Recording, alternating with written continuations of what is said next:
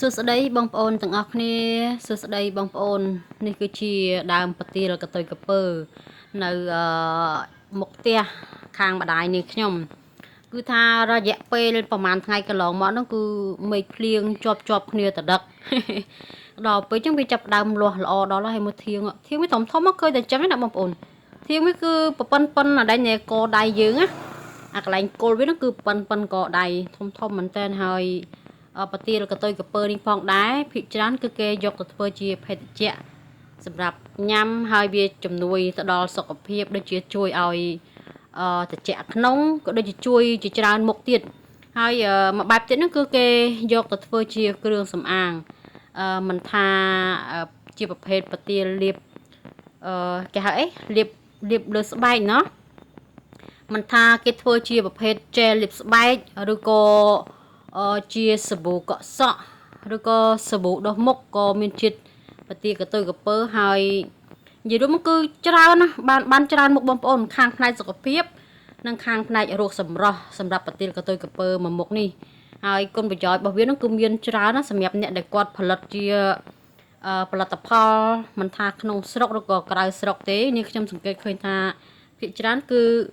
បានគុណភាពបានថាយើងប្រើប្រាស់វាល្អមែនអញ្ចឹងណាសម្រាប់អ្នកដែលគាត់មានបញ្ហាដូចជាស្បែករោលកទួលខំរមាស់អីហ្នឹងគឺយើងប្រើប្រាស់ជាមួយនឹងប្រទាលកតុយកពើគឺជឿជាក់ថានឹងល្អ 100% បងប្អូនប៉ុន្តែមិនមែនគិតថាយើងកាត់វាទាំងស្រស់អញ្ចឹងហើយយើងយកមកលាបមុខបានណាប្រទាលកតុយកពើនេះគឺជាប្រភេទប្រទាលកតុយកពើរបស់ខ្មែរអញ្ចឹងវាមានសារជាតិជ័រច្រើនហើយនឹងជាតិខាណាក៏ច្រើនដែរវាអត់ដូចប្រទាលកតុយកពើដែលមកពីស្រុកគេដែលធំហើយវាអត់សូវមានជ័រហើយសំខាន់នោះគឺវាអត់សូវមានជាតិហៅថាខាអីចឹងណាបងប្អូនប៉ុន្តែនេះខ្ញុំនៅតែដាំនោះដោយសារ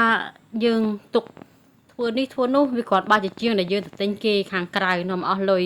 ហើយណាមួយដីផ្ទះម្ដាយនេះខ្ញុំក៏វាធំទលាដែរយើងចង់ដាំដំណាំអីក៏បានដែរតែគ្រាន់ថាភិកច្រើនគឺយើង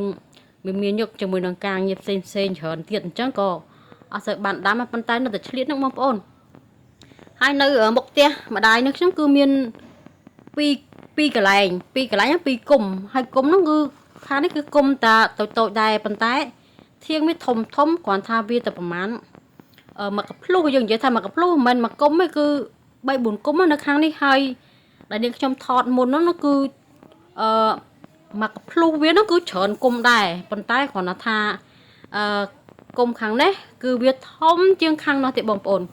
អញ្ចឹងមិនថាសារជាតិនៃប្រទាលកតុយកពើវាមានគុណប្រយោជន៍ច្រើនផ្ដល់ជូនទៅកាន់មិនថាមនុស្សសត្វឬក៏រុក្ខជាតិអីទេវាអាចជួយច្រើនមែនតើជាពិសេសគឺការលាបស្បែកមុខស្បែកដងខ្លួនឬក៏ប្រភេទជាបញ្ហាសុខភាព